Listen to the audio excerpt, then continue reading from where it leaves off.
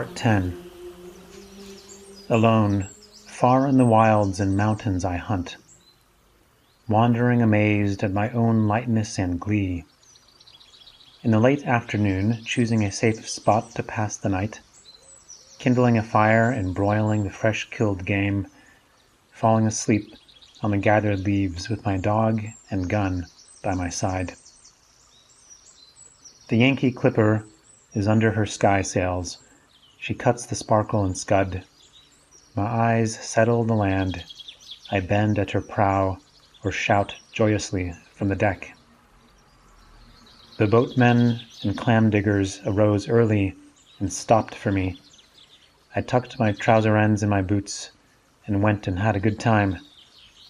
You should have been with us that day round the chowder kettle. I saw the marriage of the trapper in the open air in the far west. The bride was a red girl. Her father and his friends sat near, cross-legged and dumbly smoking. They had moccasins to their feet and large thick blankets hanging from their shoulders. On a bank lounged the trapper. He was dressed mostly in skins. His luxuriant beard in curls protected his neck.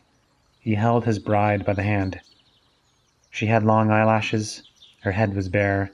Her coarse, straight locks descended upon her voluptuous limbs and reached to her feet. The runaway slave came to my house and stopped outside. I heard his motions, crackling the twigs of the woodpile. Through the swung half-door of the kitchen I saw him, limpsy and weak, and went there. He sat on a log and led him in and assured him, and brought water and filled a tub for his sweaty body and bruised feet, and gave him a room that entered from my own, and gave him some coarse, clean clothes, and remember perfectly well his revolving eyes and his awkwardness, and remember putting plasters on the galls of his neck and ankles. He stayed with me a week before he was recuperated and passed north. I had him sit next to me at table. My firelock leaned in the corner. Part 11.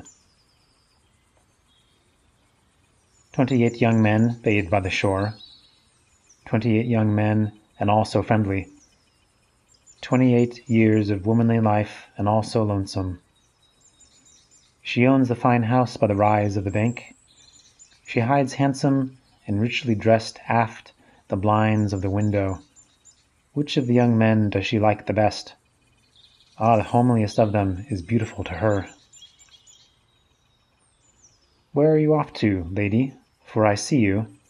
You splash in the water there, yet stay stock still in your room. Dancing and laughing along the beach came the 29th bather. The rest did not see her, but she saw them and loved them. The beards of the young men glistened with wet. It ran from their long hair. Little streams passed all over their bodies. An unseen hand also passed over their bodies. It descended trembling from their temples and ribs. The young men float on their backs. Their white bellies bulge to the sun. They do not ask who seizes fast to them. They do not know who puffs and declines with pendant and bending arch. They do not think whom they souse with spray. Part 12.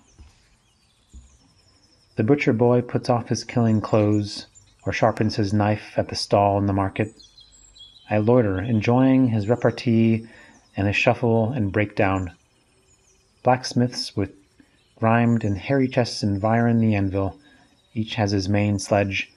They are all about. There is a great heat in the fire.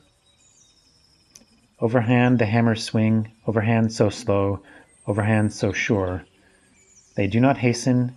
Each man hits in his place. Part 14.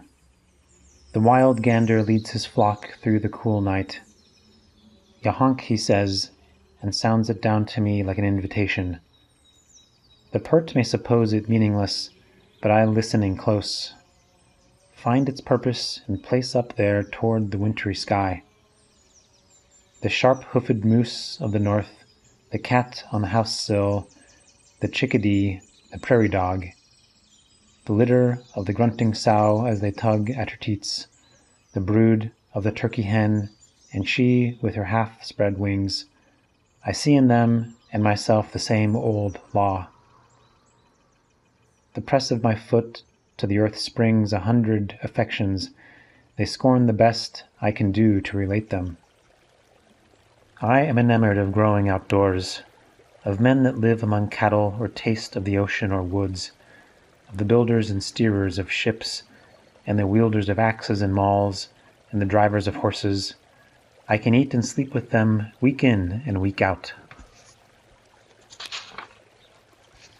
What is commonest, cheapest, nearest, easiest is me going in for my chances, spending for vast returns, adorning myself to bestow myself on the first that will take me, not asking the sky to come down to my good will, scattering it freely forever.